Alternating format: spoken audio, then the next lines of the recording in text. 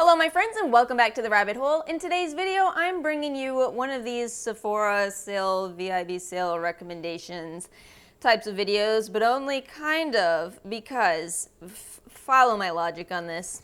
I did do one of those videos for skincare, which was actually pretty easy. I found some really nice skincare in the $30 to $50 price range at Sephora, so I'll link that if you are interested in that. However, when it comes to makeup, I couldn't come up with one single recommendation, and that's when I said, well, what about if we film an anti-haul? Now, I know that not everybody likes anti-hauls. Some people can't stand them, some people love to hate them, some people hate to love them. But I kind of want to bring this back to kind of a more of the original way anti-hauls were before they just became this whole, I'm going to bash brands that I don't personally like, and kind of talk more about reasonings why I'm saying you may not need these products. So I guess it's not that traditional in the sense that I'm going to be talking to you about a whole lot of items that I do already own. And as these videos go, we of course need to have a disclaimer. So if you have any of these products and you love them, that is genuinely fantastic. It is, okay? If you really want these items and you've been thinking about them for a long time and you know that you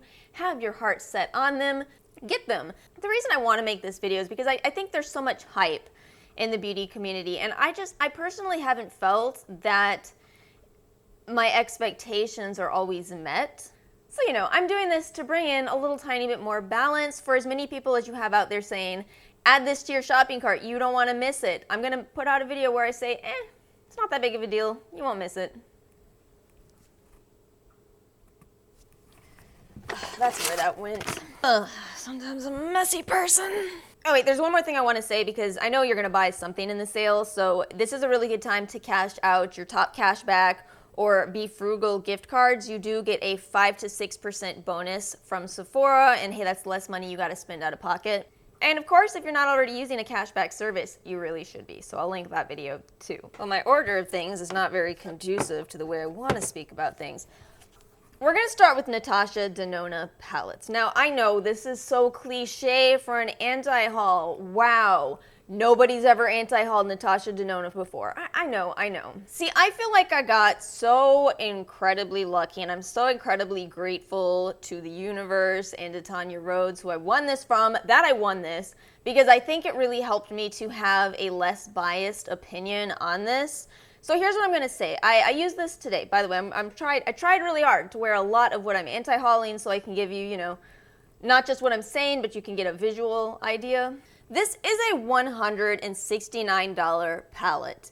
And you know what? It's nice. It's nice. It's pretty. You know, again, I made this look with it. I tried my hardest to make the most unique look that I could. But I guess my question with it is it really and truly worth $169 or even 10 to 20% off that price? I don't think so. This is kind of what I was getting at with saying that I won this. It wasn't sent to me as PR. I don't even know if Natasha Denona does PR. So I don't have this whole, you know, feeling this need to speak highly of it. I didn't spend $170 of my own money, which for anybody, well, for most people, is a lot of money that you might want to justify. Yeah, it was totally worth it. No, instead I was just sent this as a gift, basically, as a giveaway prize. And again, you know, when I really think about it, it's nice.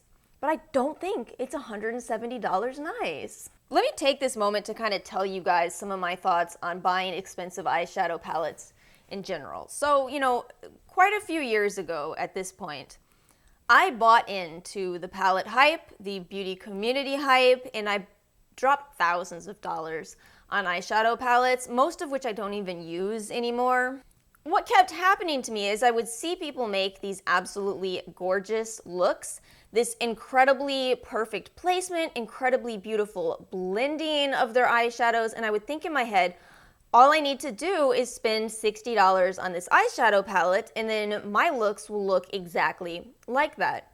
When that's not at all what would happen. I would get the palette, I would try it out, and I would say, why does this look nothing like the pictures I've seen on Instagram? And then I'd go buy the next one over and over again, and this kept happening until I realized that not only did these people have much more technique than I do. You know, I'm okay. I've been wearing eyeshadow for a long time, but I'm not to Nikki Tutorials level. But not only that, I realized that people were using filters, which somehow I didn't, this was a couple of years ago, I didn't know that people were filtering. I had no idea that people could filter their eyeliner to be perfect, filter their eyelashes, fake eyelashes to blend perfectly into their eyeliner, because it doesn't blend perfectly at all in real life. You know, I think a lot of us have come to this realization now, and I think that's why it seems in general people are buying less palettes.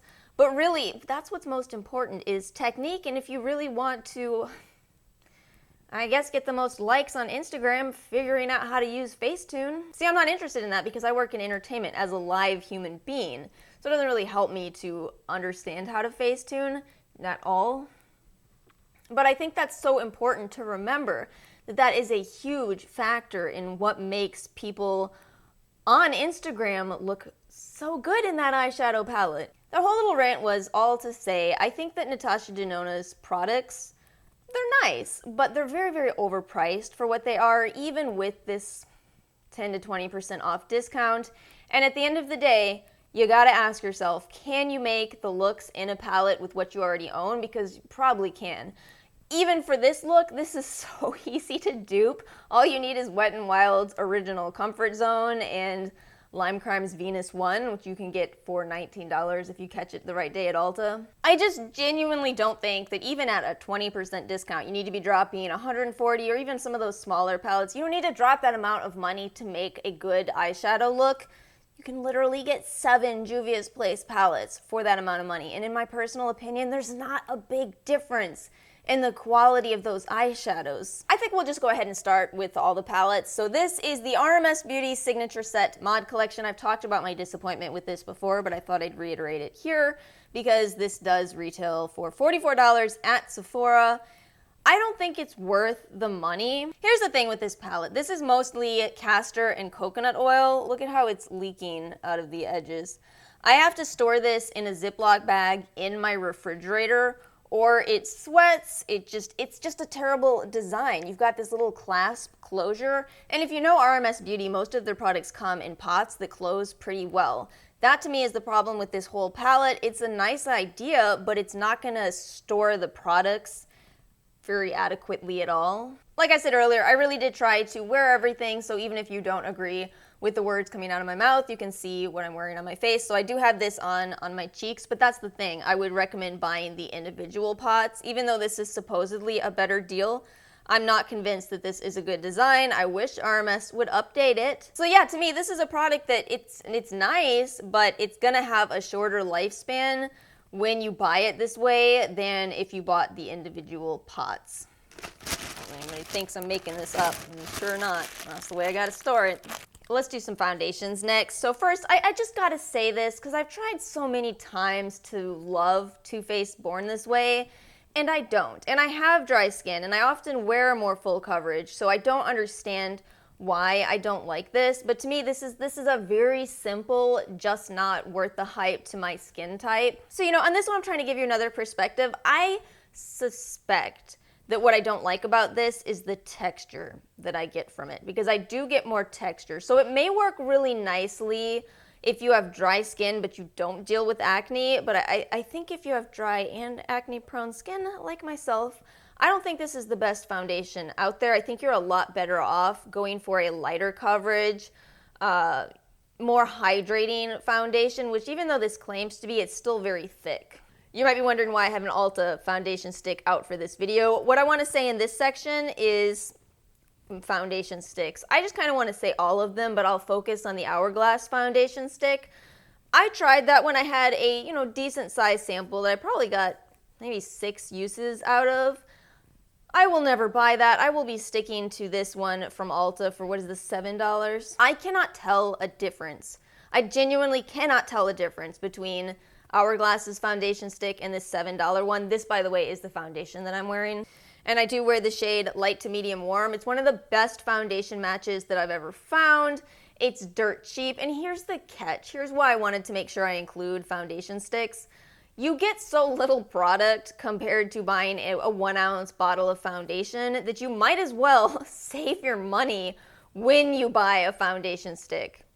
I'm definitely not anti-hauling foundation sticks because I actually really like them. I think they're fantastic for travel, but I think there's so many good drugstore options. If you don't like this one, you might want to try the L'Oreal Infallible stick or even the Makeup Revolution stick or even the Photo Focus from Wet n Wild foundation stick. There are so many good affordable options that I can't see myself buying more high-end foundation sticks. And I did just buy the Bare Minerals one and I returned it. Somebody's gonna get mad at me for this. It was nice, it really was, but I just couldn't justify the cost because I know how quickly I go through these. So yeah, I'd think twice about buying a high-end foundation stick when there's so many good ones at the drugstore, and no matter how much you're getting 20% off, you know you're gonna get a better price at the drugstore. Beauty blenders, just to be clear, all these products I'm talking about I have tried, I just no longer have, and that's why I'm talking about the Shop Miss A Wonder Paw Paw Blender. This is one that I've been using for probably about 2 months. It's definitely time to replace this, so I do have my replacement. I will never go back to spending $20 on a beauty blender when this thing is just as good. Now listen, I know you're sitting there thinking there's no way. There's no way that a $1.55 sponge is as good as a $20 one. I understand and I relate to that feeling. However, I'm so glad that I bought this because it really is. Now, I've gone through quite a few of these at this point because I switched. I completely switched. I stopped buying beauty blenders. And I have noticed that sometimes I will get a Shop Miss A sponge that's softer than the others, which I actually don't like as much. Generally, they're exactly like the beauty blender, but sometimes they're too soft. This one actually was more soft than the rest that I've tried. So there is a little bit of variation. I just want you to know that just in case you somehow only buy one instead of buying them in packs of 10 that I do. Now, I'm not going to get upset when this happens, but I don't like it as much because then I'm using more foundation. If it's too soft, it sucks up more foundation. So I just wanted to put that out there because, it's a truth with this. It's not as consistent as the beauty blenders are, but are you kidding? Saving $18.45, not having to wait for this sale so that I can stock up for $16 because they're always $1.55. The Tatcha Silk Canvas. I need to put this out here because not everybody is in love with this product, and you would think the entire world is. What I've come to conclude with the Silk Canvas is that this is for oily skin types. I think that if you have dry skin, you're not going to love this to the level of people with oily skin, most likely. This seems to be what I've noticed in the community. I don't get the hype with this, and I never did. It's fine, I guess, but it's really expensive for the amount of product that you get. And really all you're getting is silk powder, which is going to kind of work in the same way as cornstarch does and a lot of other anti-oil production type of products where the point is to suck up the oil. That's what the silk powder in this does. So again, that's why I'm saying it's not the best for dry skin, even though I've heard people say they love it. I just don't agree. I have dry skin. I don't love it. So, this is a product where, again, I'm saying your skin type matters. It may be an absolute holy grail to other people, and I totally respect that, but it's just not to me. I gotta say some Charlotte Tilbury products in this video, okay? So this is the Airbrush Flawless Finish Skin Perfecting Micro Powder. I thought that I was gonna love this because, it's a $45 pressed powder, but people claim that it is life-changing. Now, not only did I go through this too quickly, but I did not realize in the months that I was using this what was causing my foundation to suddenly turn orange. And then one day, I realized it was this, and boy, it really was this. I did a lot of digging and I found that a couple of other people were saying that they had the same experience, so it's not just me. This is it's not oxidation, it's some kind of a reaction. We keep saying that in the beauty community, and it's not technically oxidation, but there's some kind of reaction that happens with this, and I finally figured it out. And with certain oils that I was applying to my skin, namely squalane. That one really does not like this particular powder, or maybe the other way around. My skin will turn so fake tan orange colored. Oh, it's not a good look. So I can get away with this powder if I'm not using any oil. Here's the catch. Obviously, I have dry skin. That's the third time I've said that in this video. So I like using oils. I like using oil primers. I can't do it with this product. This is for the most matte days of my life. It took me too long to figure this out, so that is just a word of warning to you guys. If you love using oils in your makeup routine, I do not recommend this. Lots of people absolutely love it, and that's great, but I bet you anything they're not using oils. And then this thing, I'm wearing this today, I'm not wearing the powder. I should say I actually can't bash the Hourglass Diffused Light, the ambient lighting powders. These are expensive too, but you do get more product than you get with that. And I am wearing this under my eyes. I actually think this was worth it, whereas for me, the Charlotte Tilbury wasn't, and yet the way that I have to finish it up is under my eyes. I still reach for this more. But back to this guy. This is the Pillow Talk Matte Revolution lipstick that was so hyped.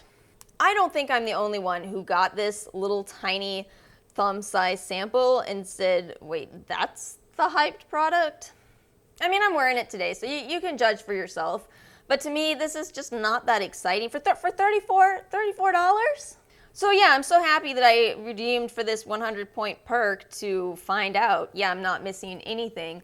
In my personal opinion, you know, again, some people seem to enjoy it. I know I'm not the only one that got this and was like, good thing I got that, so I'll never spend $34 on the lipstick. And then the last thing I want to talk about in this video is mascaras and just kind of a sweeping, broad generalization about mascaras to remember. Just because you tried a little sample size of a mascara does not mean the full size is necessarily going to be like it.